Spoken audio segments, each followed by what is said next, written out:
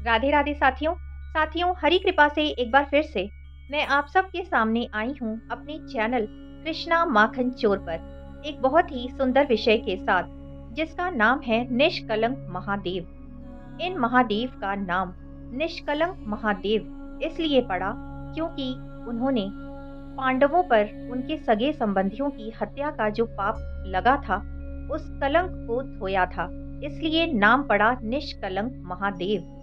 और इस वीडियो में हम जानेंगे निष्कलंक महादेव का पूरा इतिहास और वहां पर क्या क्या हुआ था और किस तरह से अरब सागर का समुद्र महादेव का नित्य ही जलाभिषेक करता है। तो इसके लिए वीडियो में अंत तक बने रहें और अगर चैनल पर नए हैं तो प्लीज चैनल को सब्सक्राइब कीजिए और वीडियो पसंद आए तो लाइक शेयर जरूर कीजिए। साथियों, अरब सागर की लहरों के बीच 5 स्वयंभू शिवलिंग छिपे हुए हैं, जिनका जलाभिषेक स्वयं समुद्र करता है।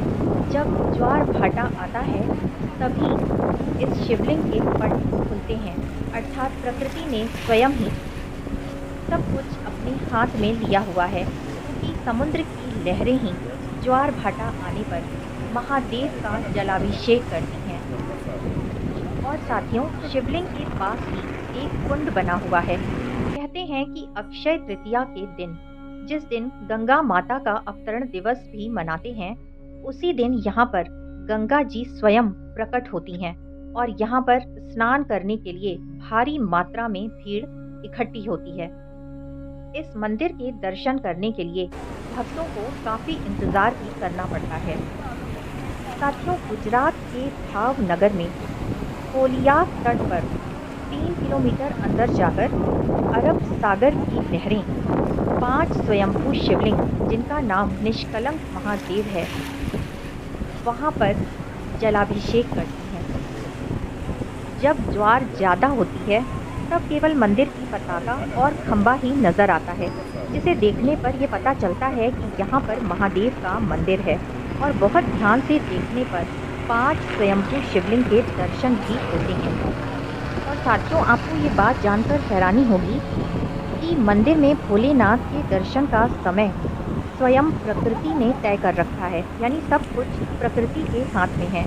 यहाँ पर लोगों का कोई रोल नहीं है, जो रोल है वो है प्रकृति का। रोज लगभग दोपहर 1 बजे से लेकर रात 10 बजे तक समुद्र स्वयं ही भक्तों के लिए महादेव के दर्शन करने के लिए मार्ग खोल देता है और रात 10 बजे के बाद फिर आप शिवलिंग के दर्शन नहीं कर सकते। है ना कितना अद्भुत। अगर किसी प्रियजन की चिता की राख शिवलिंग पर लगा दी जाए और फिर उसे जल में प्रवाहित कर दिया जाए तो कहते हैं कि उस व्यक्ति को सीधे सीधे मोक्ष मिलता है। साथियों, इसके पीछे एक बहुत ही रोचक कथा है। महाभारत काल में जब महाभारत का युद्ध समाप्त हुआ तब पांडव अत्यंत चिंतित थे कि उन्हें उनके सगे संबंधियों की हत्या का पाप लग गया है और इस पाप को वो कैसे धोएं, इस कलंक को वो कैसे धोएं। इसका समाधान प्राप्त करने के लिए वो भगवान श्री कृष्ण के पास गए।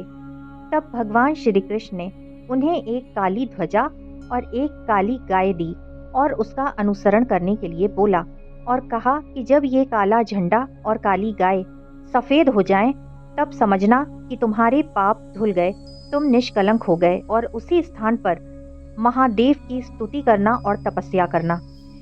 तब भगवान श्री कृष्ण की बात मानकर पांडवों ने ऐसा ही किया। तब उन्होंने देखा कि एक दिन काली ध्वजा सफेद हो गई और काली गाय भी सफेद हो गई। तब उन्होंने समझ लिया कि अब हमारे पाप धुल गए, हम निष्कलंक हो गए, और तब वो उसी स्थान पर शिव जी की तपस्या करने लग गए। तब शिव जी ने प्रसन्न होकर 5 भाइयों को अलग अलग शिव और शक्ति की ऊर्जा का प्रतीक शिवलिंग के रूप में दर्शन दिए। तभी से 5 शिवलिंग वहां पर मौजूद हैं। और साथियों, मंदिर के चबूतरे के पास ही एक छोटा सा तालाब है, जिसे पांडव तालाब कहा जाता है। यहीं पर भक्त अपने हाथ पैर धोकर शुद्ध होकर फिर महादेव के दर्शन को जाते हैं। साथियों, इन स्वयंभू 5 शिवलिंग जिनका निष्कलंक महादेव नाम है, शिवरात्रि पर अपार महिमा है। भक्तों की भारी भीड़ साथियों शिवरात्रि के दिन होती है ताकि सभी भक्त जो भी उनसे जाने और अनजाने में पाप हुए हैं उनसे निष्कलंक हो जाएं। उनके भी पाप महादेव धो दें और उन्हें मोक्ष की प्राप्ति करवाएं। इसलिए साथियों शिवरात्रि पर निष्कलंक महादेव के दर्शन की अपार महिमा है। तो हो सके तो आप सब भी निष्कलंक महादेव के दर्शन कीजिए और अपने जीवन को निष्कलंक कीजिए। हर हर शंभू, हर हर महादेव। तो साथियों फिर से मिलेंगे मेरे चैनल कृष्णा माखन चोर पर। तब तक के लिए राधे राधे।